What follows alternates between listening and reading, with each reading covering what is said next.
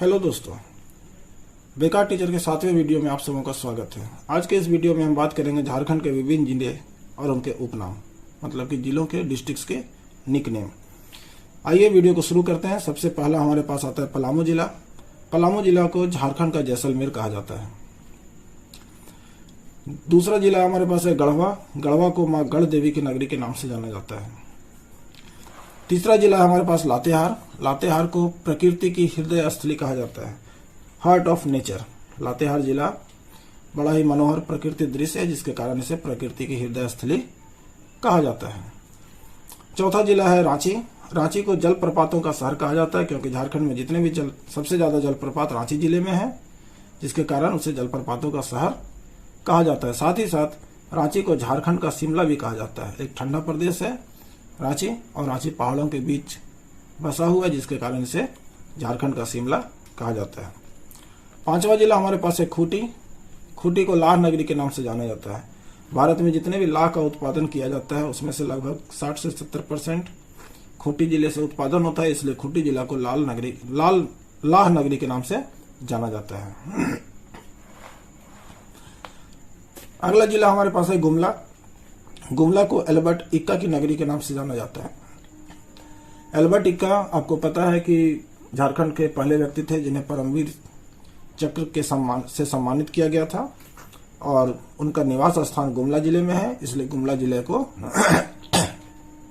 जिले को एल्बर्ट इक्का की नगरी के नाम से जाना जाता है। सिमडेगा को खेल की नर्सरी कहा जाता है, क्योंकि खेल से संबंधित जितने भी झारखंड के प्रतिभागी हैं, और सबसे ज्यादा सिमडेगा जिले से संबंध उनका है, इसलिए सिमडेगा जिले को खेल की नर्सरी के नाम से जाना जाता है। अगला जिला हमारे पास है लोहरदग्गा। लोहरदग्गा को बॉक्साइट नगरी के नाम से जाना जाता है, क्योंकि सबसे ज्यादा झारखंड में बॉक्साइट का उत्पादन लोहरदग्गा से होता है, इसलिए लोहरदग्गा को बॉक्साइट नगरी के नाम से जाना जाता है। गिरिडीह को जैन तीर्थकरों का निर्वाण भूमि कहा जाता है।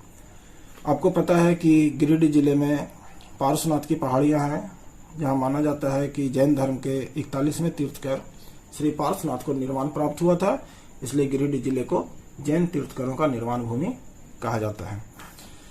अगला हमारे पास जिला है धनबाद। धनबाद को काले सोने या काले हीरे की नगरी के नाम से जाना जाता है, क्योंकि धनबाद जिले में सबसे ज्यादा कोयले का उत्पादन किया जाता है, और कोयले को काला सोना या काला हीरा के नाम से जाना जाता है। कोयला और कोयले के उत्पादन के कारण धनबाद को काले सोने या काले हीरे की नगरी कहा जाता है। बोकारो को इस्पात नगरी या स्टील सिटी कहा जाता है।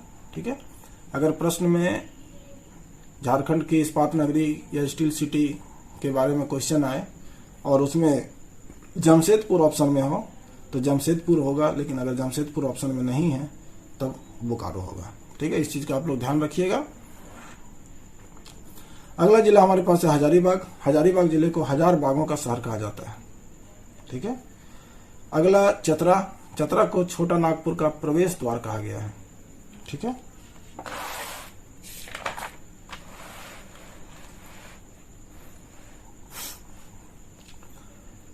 अगला जिला हमारे पास है रामगढ़। रामगढ़ में मां छिन्नमस्तिका की देवी का मंदिर है, जो कि रजरप्पा में स्थित है, और रजरप्पा जो है वह रामगढ़ जिले के अंतर्गत आता है, इसलिए रामगढ़ जिले को मां छिन्नमस्तिका की नगरी के नाम से जाना जाता है। अगला जिला है कोडरमा। कोडरमा को अबरक नगरी या चमकीली धरती माना गया है।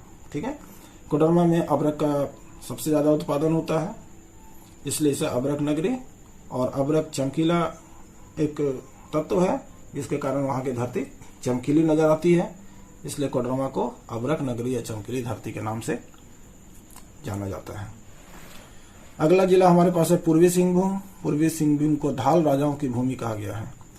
धाल एक राजवंश था जिसका अधिकार क्षेत्र पूर्वी सिंहभूम में था, इसलिए उसे धाल राजाओं की भूमि। साथ ही साथ पूर्वी सिंहभूम को अंग्रेजों का प्रवेश द्वार भी कहा गया है। ठीक है, सर्वप्रथम अंग्रेजों ने पूर्वी सिंहभूम में प्रवेश किया था। पश्चिमी सिंहभूम झारखंड की रत्नगर्भा। झारखंड राज्य की रत्नगर्भा। रत्नगर्भा दो शब्दों से बना हुआ है, रत्न और गर्भ। ठीक है, रत्न का मतलब होता है कीमती पत्थर और गर्भ का मतलब होता है पेट। मतलब झारखंड में जितने भी जमीन से निकाले जाने वाले कीमती खनिज हैं उनमें से सबसे ज्यादा उत्पादन पश्चिमी सिंहभूम में होता है, इसलिए पश्चिम सिंहभूम को झारखंड की रत्न गर्भा के नाम से जाना जाता है। अगला हमारे पास है सरायकेला खरसावां। ठीक है, सरायकेला खरसावां को नृत्य संगीत प्रेमियों का मक्का कहा गया है। ठीक है, हमें पता है कि झारखंड का एक सबसे प्रसिद्ध नृत्य है छऊ नृत्य। ठीक है, जिसका जो क्षेत्र है वह सरायकेला खरसावां है, इसलिए सरायकेला खरसावां को नृत्य संगीत प्रेमियों का मक्का कहा गया है। अगला जिला हमारे पास है देवघर। सबों को पता है कि बाबा नगरी बैद्यनाथ धाम देवघर को कहा जाता है। साथ ही साथ देवघर को झारखंड की सांस्कृतिक राजधानी भी कहा गया है, क्योंकि देवघर में श्रावण मास में श्रावणी मेला लगता है, जिसमें अलग अलग संस्कृति के लोग वहां पर पहुंचते हैं देश विदेश से, इसलिए देवघर को राज्य का सांस्कृतिक राजधानी भी कहा गया है। अगला जिला हमारे पास है दुमका। ठीक है, दुमका जिला को बाबा बासुकीनाथ की नगरी के नाम से जाना जाता है। ठीक है, दुमका जिले में के अंतर्गत जरमुंडी नामक स्थान में बाबा बासुकीनाथ का मंदिर है, जिसके कारण बासुकीनाथ की नगरी कहा गया है दुमका जिले को। अगला जिला हमारे पास है गोड्डा। गोड्डा को मां योगिनी शक्तिपीठ स्थल के नाम से जाना जाता है। ठीक है, आगे का जो जिला है वह है साहिबगंज। साहिबगंज जिले को बंगाल का प्रवेश द्वार कहा गया है। अगला जिला जामताड़ा। जामताड़ा जिले को सांपों के घर के नाम से जाना जाता है। ठीक है, सबसे ज्यादा सांप पाए जाते हैं जामताड़ा जिले में, इसलिए जामताड़ा जिले को सांपों का घर कहा गया है। और अंत में जो जिला है उसका नाम है पाकुड़। पाकुड़ को मार्टिलो टावर का शहर कहा गया है। ठीक है, इतिहास में जब हम पढ़ेंगे तो अंग्रेजों ने झारखंड के जो क्रांतिकारी थे, जो उन्होंने विद्रोही थे, उनसे बचने के लिए अंग्रेजों ने एक टावर का निर्माण किया था जिसका नाम था मार्टिलो टावर। ठीक है, और वह टावर पाकुड़ जिले में है, इसलिए पाकुड़ जिले को मार्टिलो टावर का शहर कहा गया है। तो चलिए, आप लोगों को झारखंड के 24 जिले और उनके उपनाम के बारे में पता चल गया है। आशा करते हैं आपको ये अच्छे से समझ में आ गया होगा और आपको ये वीडियो भी अच्छा लगा होगा। ठीक है, आप इस वीडियो को लाइक कर दें और अपने दोस्तों के बीच शेयर कर दें।